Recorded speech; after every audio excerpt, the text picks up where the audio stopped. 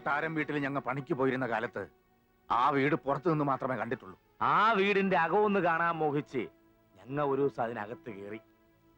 അതിന്റെ പേരിൽ അവര് ഞങ്ങളെ പുളിമരത്തെ കെട്ടിവെച്ച് ചാട്ടവാറിനടിച്ച അടിയുടെ വേദന ഇപ്പോഴും മാറിയിട്ടില്ല. ദേഹം മുഴുവൻ ഇപ്പോഴും ഉണ്ട് അതിന്റെ പാടുകള്. ആ വീടിനാ ഞങ്ങൾ വില പറയാൻ പോണേ. വെറുതെ എന്തിനാ ആവശ്യമില്ലാത്ത വയ്യാവേലിക്ക് പോകുന്നത്? നമുക്ക് താമസിക്കാൻ ഈ വീട് പോരെ? പോരടി, ആ വീടിന്റെ മുറ്റത്ത് കുഴികുത്തിയാ ഞങ്ങൾക്ക് കഞ്ഞി ഒഴിച്ചു തന്നെ. അതേ വീട്ടിലെ ഒരു ദിവസമെങ്കിലും ഞങ്ങൾക്കൊന്ന് താമസിക്കണം. ഈശ്വരപിള്ളേ, എന്ത് വിലയുണ്ടാവൂടോ അതിന്? അതിപ്പോ 5.75, 7, 14, 21, 25 ലക്ഷം മതിപ്പ് വരും. അത് നിനക്കെങ്ങനെ അറിയാം? ഞാൻ പുറമേന്ന് കണ്ടിട്ടുണ്ട്. കണ്ടപ്പോ തന്നെ നീ അതിന് വിലയും വിട്ട. വിവരക്കേട് പറയാതെ പ്രേമേന്ദ്ര, ഒരു 25 ലക്ഷം മതിക്കും. കൊട്ടാരം വീടിന് എത്ര വരെ പോകും? കൂടിയാ 15, അതിനപ്പുറം പോവില്ല. എങ്കിൽ ഒരു 20,01,000 എഴുതടാ. എത്ര? 20,01,000 എഴുതടാ. ചേട്ടന്റെ പേർക്ക് എഴുതണം. നമ്മുടെ രണ്ടുപേരുടെയും കൂടെ പേരിൽ എഴുതിയാ പോരേടാ. വേണ്ട, കൊട്ടാരം വീട് എന്റെ ചേട്ടന്റെ പേര് കിടക്കട്ടെ. മാളു, നീ വാ. എന്താണ് ഇവിടെ നിൽക്കുന്നേ? വാ വാ, നിങ്ങൾ വരേടാ.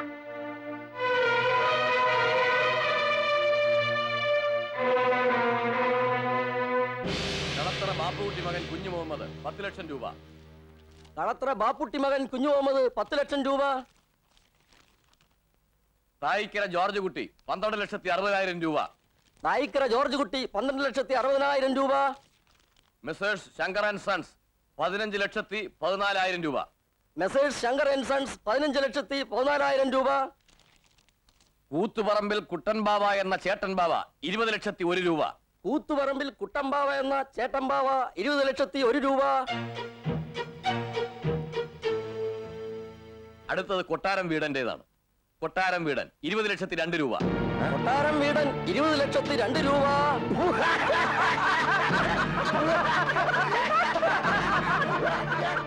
എന്റെ ഈശ്വര, ഇതെങ്ങനെ സംഭവിച്ചു?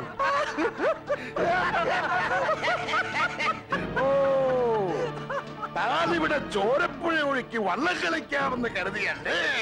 ഒരു കാര്യം പറഞ്ഞേക്കാം. ബഹളം വെക്കരുത്, ഒരു കവർ കൂടി പൊട്ടിക്കാനുണ്ട്. കൂത്തുപറമ്പിൽ കുഞ്ഞമ്പാവ എന്ന അനിയൻ ബാവ 25 ലക്ഷം രൂപ.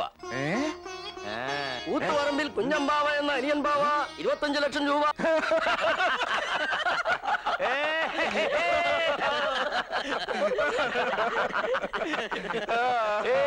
കൊട്ടാരം വീടും പോയേ.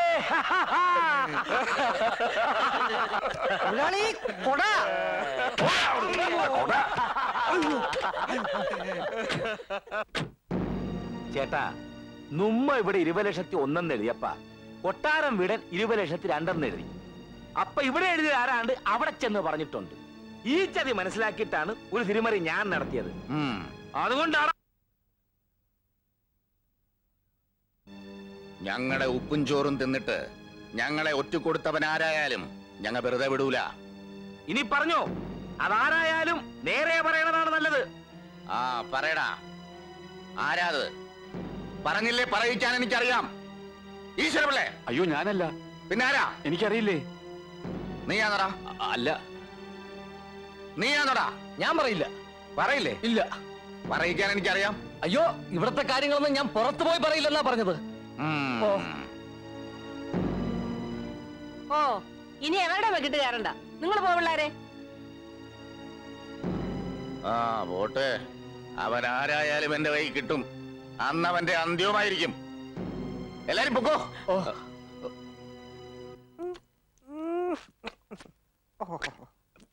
ഇങ്ങനെ പശു കാടി കുടിക്കുന്ന പോലെ കുടിച്ചോണ്ടിരുന്നാ മതിയോ? ഞാൻ ടൗണിൽ പോയി 5-10 നല്ല തല്ലുകാരെയും കൂട്ടിക്കൊണ്ട് വരട്ടെ? അതുകൊണ്ടൊന്നും കാര്യമില്ലടാ. ചേട്ടൻ പാവയും അനിയൻ പാവയും ശക്തി കൊണ്ട് തോൽപ്പിക്കാൻ കഴിയില്ല. നമ്മുടെ കയ്യിലാണെങ്കിൽ ബുദ്ധിയും ഇല്ല. എന്തോ കൊട്ടാരം വീടിന് ബുദ്ധിയില്ല എന്ന് എല്ലാരും പറയും. എന്നാ എന്റെ ബുദ്ധി എന്താണെന്ന് അവസരം വരുമ്പോ ഞാൻ എല്ലാത്തിനെയും കാണിച്ചുതരാം.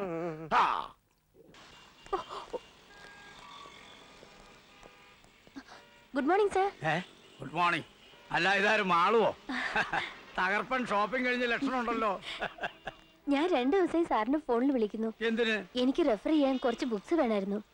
സിഎക്ക് പോയാൽ കൊള്ളാന്നുണ്ട്. Very good very good. ഞാൻ പഠിപ്പിച്ച കുട്ടികൾ ആരും മോശക്കാരാവില്ല. നിനക്ക് എത്ര ബുക്സ് വേണമെങ്കിലും തരാം. ഇവിടത്തെ ഫേമസ് വക്കീലന്മാരും ഡോക്ടർമാരും ഞാൻ പഠിപ്പിച്ച പിള്ളേരാ. എവിടെ ചെന്നാലും ഓരോ പൊസിഷനിലിരിക്കുന്ന എന്റെ കുട്ടികളെ കാണുമ്പോഴാ മനസ്സ് നിറയുന്നത്. അത് പ്രേമേന്ദ്രനല്ലേ? അതെ, ഞങ്ങളുടെ ഡ്രൈവറാ. ഡ്രൈവറോ? ഇവരും എന്റെ സ്റ്റുഡന്റാ.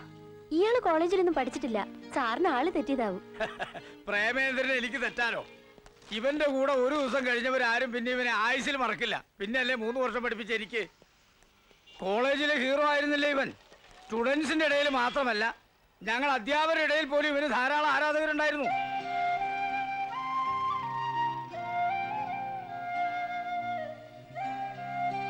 ഇതെന്താണോ പ്രേമേന്ദ്ര ഈ വേഷത്തിൽ? തന്നെ വല്ല ബാങ്ക് മാനേജറോ ബിസിനസ് എക്സിക്യൂട്ടീവോ ഒക്കെ ആയി കണ്ടുമുട്ടുമെന്നാ ഞാൻ കരുതിയത്. ഗുരുത്വം മാത്രം പോരല്ലോ സാർ, തലവരുത്തോട് ശരിയാവണ്ടേ? സാരമില്ലടോ, ഒക്കെ ശരിയാവും. പറ്റേ സാർ. ആ, മാളു വിചാരിച്ചാൽ നിങ്ങളുടെ ഏതെങ്കിലും ഒരു ഫാക്ടറിയിൽ ഇവനൊരു ജോലി തരപ്പെടുത്താവുന്നതേ ഉള്ളൂ.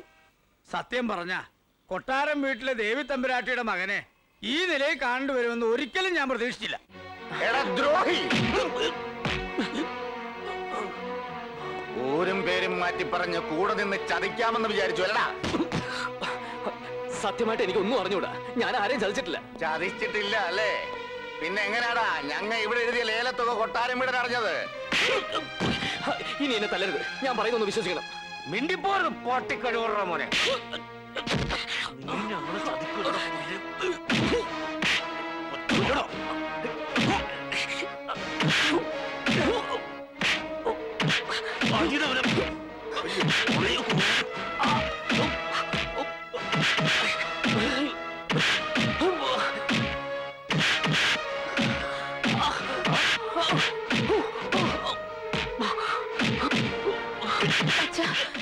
അയാളെങ്ങ് വിട്ടേക്കാൻ പറ.